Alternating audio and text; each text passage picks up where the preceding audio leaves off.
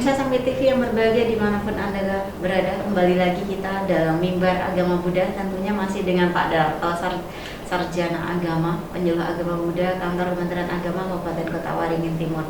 Dan kita lanjutkan lagi Pak, tentang keyakinan tadi yang menarik sekali nih, keyakinan, tentunya keyakinan di dalam agama Buddha. Nah, tadi kita sudah berbicara banyak soal keyakinan itu sendiri seperti apa, kemudian di dalam agama Buddha itu juga seperti apa. Nah, sekarang saya ingin tahu Pak, bagaimana sih Pak cara kita menumbuhkan keyakinan di dalam diri kita sehingga akhirnya tidak menimbulkan keyakinan yang membabi buta, tetapi di situ memang keyakinan yang benar-benar bijaksana dan keyakinan yang memang benar sekali bahwa kita memang memiliki keyakinan dengan yang sesungguhnya gitu Pak.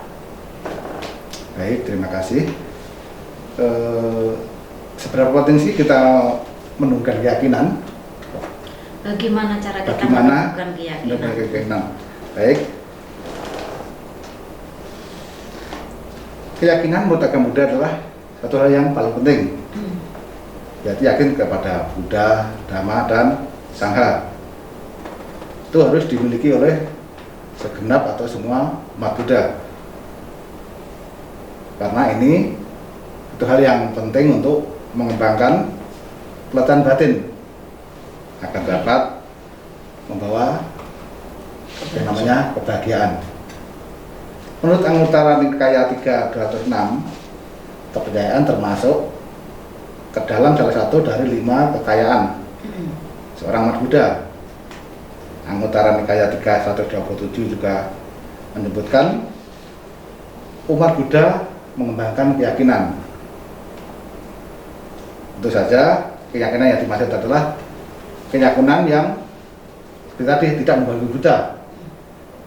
Sebagai contoh, kita satu hari mendengar ceramah dari seorang pemuka atau pendeta. Maka katakanlah seorang pendeta itu bilang begini, misalnya bahwa dia menjelaskan bahwa dalam mungkin kitab atau Dhamma dia menyebutkan bahwa kita harus begini, kita harus begitu. Tapi sebagai umat Buddha, apakah kita harus langsung percaya apa yang dikatakan pemuka itu? Tentu tidak. Di sini kita boleh percaya, tapi dalam kepercayaan atau keyakinan dalam agama Buddha itu kita boleh percaya, tapi harus istilahnya harus ada penyelidikan. Sebagai contoh, mungkin diceritakan bahwa berdasarkan nih Pancasila Buddhis, sila pertama, kita dilarang membunuh. Apa sih tujuannya dilarang membunuh? Kalau ketemu situasi kayak seperti itu, pola pikir kita harus kita balik. Sebagai contoh, kita membunuh seekor induk burung. Nah, tapi ternyata induk burung itu mempunyai anak. Terus apa yang dirasakan induk burung itu waktu dia terbunuh? Pasti dia berhubungan sama anaknya. Kalau induk burung itu mati, terbunuh, berarti anaknya juga akan kelaparan yang mengakibatkan kematian kalau dia belum bisa si anak burung itu mencari makan sendiri. Begitu juga keyakinan dalam agama Buddha, kita boleh mendengarkan Dhamma, istilahnya yang disampaikan oleh pemuka atau seorang pendeta, tapi dalam memahami Dhamma yang disampaikan oleh pendeta itu, kita harus juga mengadakan namanya penyelidikan. Benar nggak sih kalau saya melakukan ini nanti akibatnya ini? Benar nggak sih kalau istilahnya saya melakukan ini nanti akibatnya ini?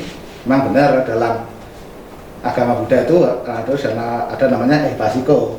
Tapi apakah kita bisa semuanya ehbasiko? Tentu tidak juga.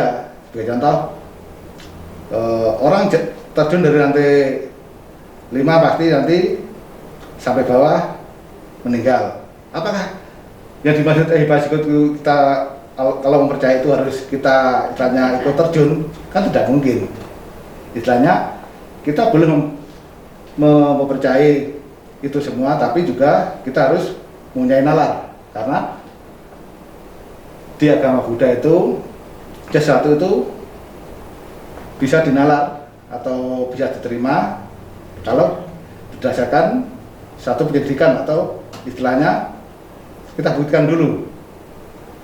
Bagi contoh, minum racun mungkin bisa menyebabkan kematian. Tapi apakah kita harus untuk meyakini itu kita harus minum racun dulu biar kita mati, biar bisa tahu kalau itu benar minum racun atau mati? Tentu tidak harus kayak gitu. Berarti harus ada apa ya? Harus ada kebijaksanaan dalam diri, iya, dalam menerima betul. informasi. Ya sama seperti kayak saat ini di sosmed itu banyak sekali bertebaran istilahnya berita-berita hoax atau istilah yang kurang benar lah atau kurang valid. Misalnya mungkin masalah COVID atau masalah vaksin. Di situ ada berita si A setelah menerima vaksin meninggal atau si A setelah menerima vaksin gimana. Tapi apakah kita harus langsung percaya begitu saja? Tentu tidak. Sebagai umat Buddha kita harus Bijak. Ya? bijak. Mungkin umpama pun ada itu 1/1000. Misalnya kalau intinya dalam menerima suatu berita kita harus cari referensinya dulu, benar nggak berita ini? Jadi Ini jangan yang langsung percaya begitu betul. saja ya.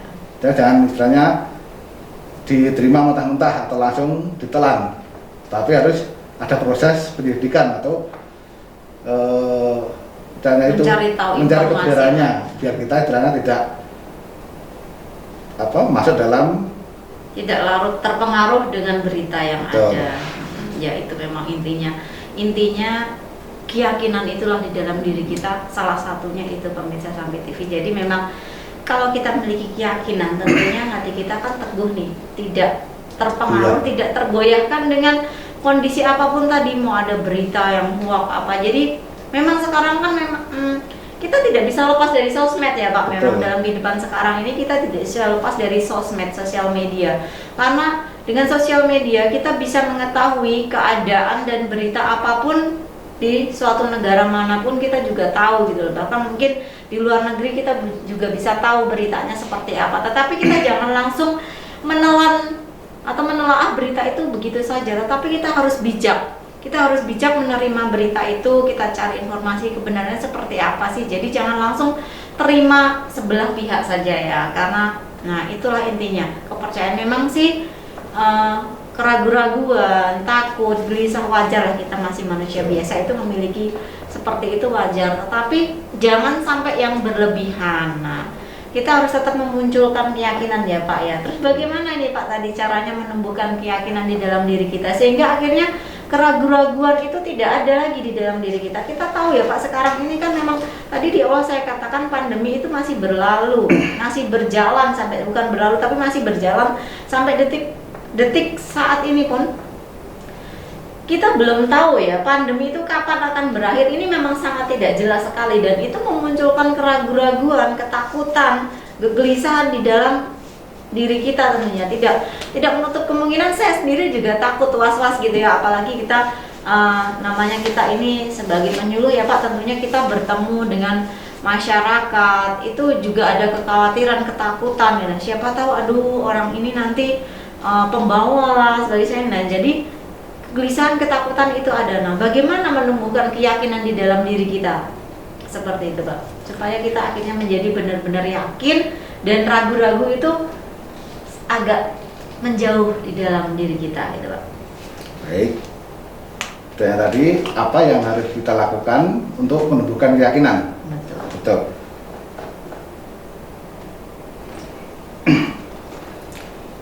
Guru Agung Junjung kita Sang Buddha pernah berkata bahwa mereka yang memiliki keyakinan kepada Buddha, Dhamma, dan Sangha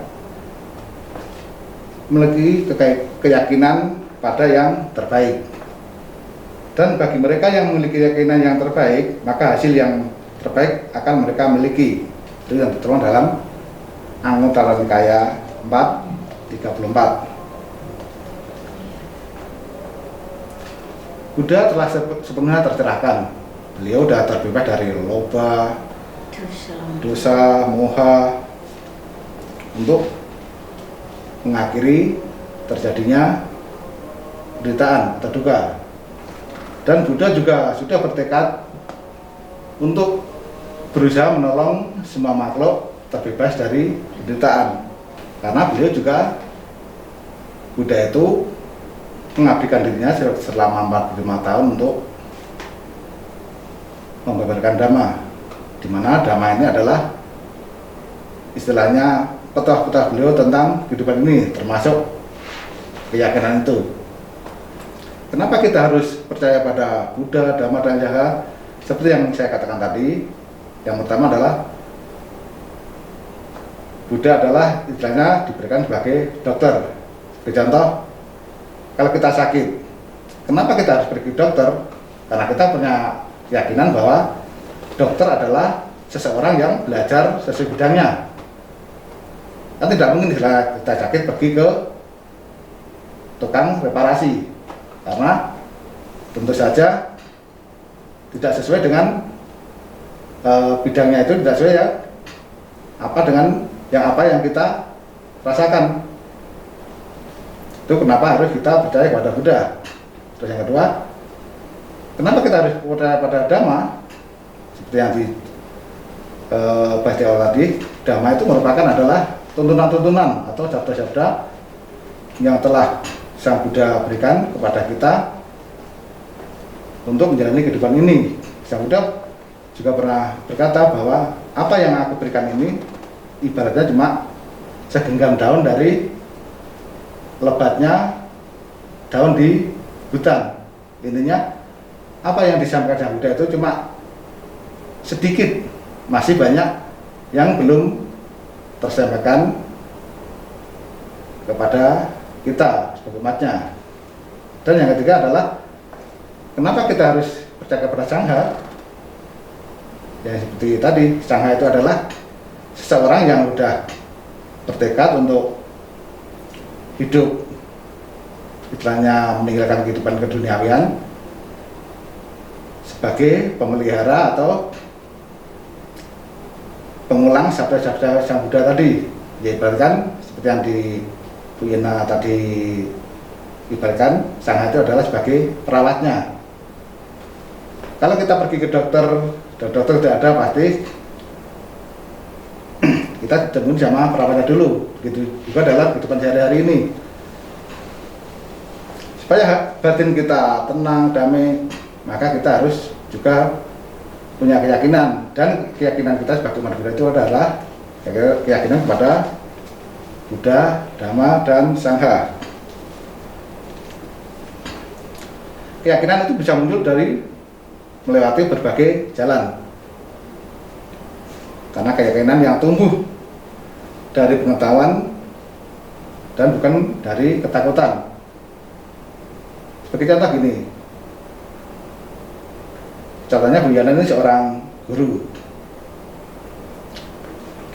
Gimana caranya meyakinkan seorang siswa bahwa saya ini guru yang baik? Maka Bu Yana harus juga berperilaku yang baik dulu, baru nanti dinilai sama anak-anak didiknya. Oh ternyata Bu guru ini orangnya baik ini, penyabar, penyayang.